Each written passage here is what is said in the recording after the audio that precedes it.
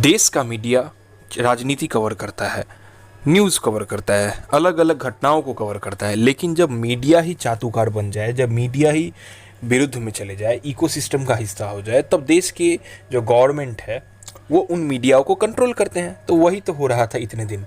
लेकिन अब जो हमारे रेल मंत्री है, जिन्हें रेल मंत्री के नाम से भी नवाजा जा रहा था, उन्होंने एक ऐसा बिल लाने का कोशिश किया जिस पर मैंने ऑलरेडी एक एपिसोड बना रखा था। उस बिल का नाम था ब्रॉडकास्टर बिल, और वो बिल इस तरीके से रेगुलेट किया गया, उसका एक ड्राफ्ट बनाया गया जो चारों तरफ ऐसा इन्वायरमेंट क्रिएट करने वाला था कि देश की बची कुची जर्नलिज्म भी खत्म हो जाती। लेकिन अब वो बिल वापस ले ली गई है। दोस्तों, रेल हादसे होते जा रहे हैं, लेकिन हमारे रेल मंत्री जो टेलीकम्युनिकेशन मिनिस्टर भी है वो नहीं अपने मान रहे हैं, वो तो दूसरों को ब्लेम कर रहे हैं। सुनिए आप। कांग्रेस ने एक सोची समझी तरीके से, रणनीतिक तरीके से छोटे विषय को अपने सोशल मीडिया की ट्रोल आर्मी के जरिए से इस तरह से उठाना चालू किया। दोस्तों, 24 घंटे भी नहीं हुए हैं, सहरसा पैसेंजर उलट गया है मध्य प्रदेश में। लेकिन अभी भी जिस तरीके से रेल मंत्री इन चीज़ों को अब नेग्लेक्ट करते जा रहे हैं, वो तो नए नए बिल बनाने में बिजी हैं। क्या ये बिल अगर वापस आता है, जो ड्राफ्ट से वापस दिया गया है, तो क्या ये फ्रीडम ऑफ स्पीच को इफेक्ट करेगा? ये जानना तो आने वाले दिनों की प्रतिक्रियाओं के ऊपर डिपेंड करता है। लेकिन रेल एक अहम मुद्दा है। आप देख सकते हैं 24 घंटे पहले की मध्य प्रदेश की रेल दुर्घटना।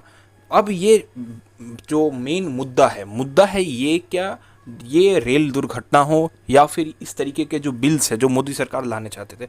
वक्फ बोर्ड तो बंद हो चुका है, उस बिल को तो ऑलरेडी पार्लियामेंट्री कमेटी में भेज दिया गया है, ज्वाइंट पार्लियामेंट्री कमेटी में भेज दिया गया है, जिसका निर्णय आना मतलब लगभग मान के चलिए कि वो बिल आना भी मुश्किल है। तो मोदी सरकार का लगातार 2 बिल ऐसे रिजेक्ट हो जाना, जिसमें कई तरीके की जो बिल मतलब उनके राजनीतिक परिस्थितियों को बदलने वाला था, इससे ये पता चल रहा है कि आने वाले महाराष्ट्र चुनाव में उनका परिस्थिति सही नहीं है। और जैसे कि हमें पता था कि वो बिल पिछले साल नवंबर में ही आ गया था, लेकिन उस बिल को लाते लाते मोदी सरकार अपनी मेजोरिटी लोकसभा इलेक्शन में खो दिए, और उसके बाद जो होना था वो तो आप जानते ही हैं।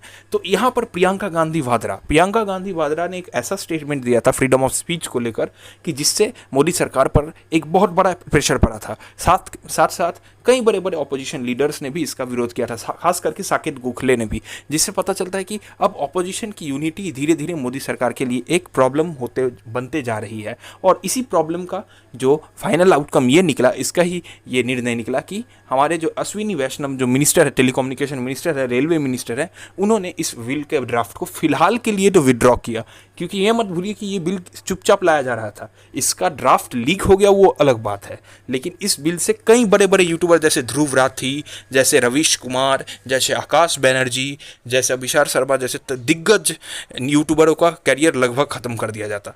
तो अब प्रधानमंत्री नरेंद्र मोदी इस पर क्या नया बिल लाएंगे या क्या करेंगे, ये मत भूलिए कि सरकार चुप रहने वाली नहीं है। पावर उनके पास है और उस पावर को वो फॉर्मुलेट करके अब कुछ भी कर सकते हैं। अभी भी उनका नज़रिया बदला नहीं है दोस्तों, सिर्फ मेजोरिटी कमा है। और इस मेजोरिटी के कमने से राहुल गांधी बहुत ज़्यादा एक्टिव हो गए हैं, अखिलेश यादव बहुत ज़्यादा एक्टिव हो गए हैं, ममता बनर्जी बहुत ज़्यादा एक्टिव हो गए हैं। और अपकमिंग महाराष्ट्र इलेक्शन में अब क्या होगा, ये एक बहुत बड़ा